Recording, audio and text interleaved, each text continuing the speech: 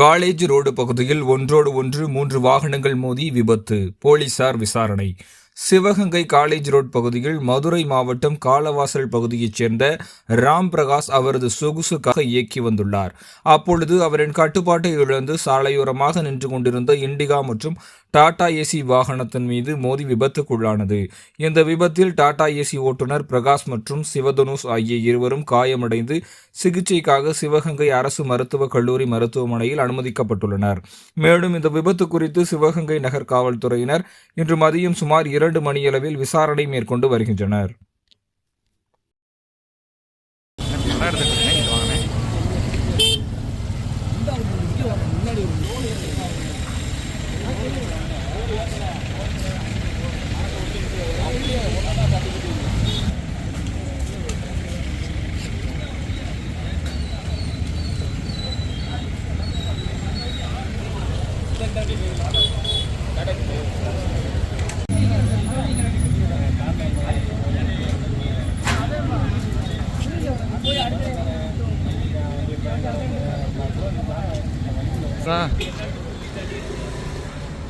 எத்தனை வண்டி?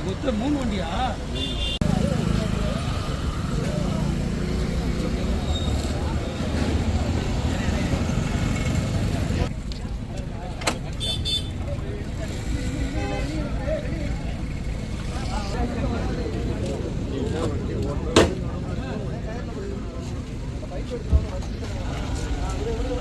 கட்டி விட்டுருமா?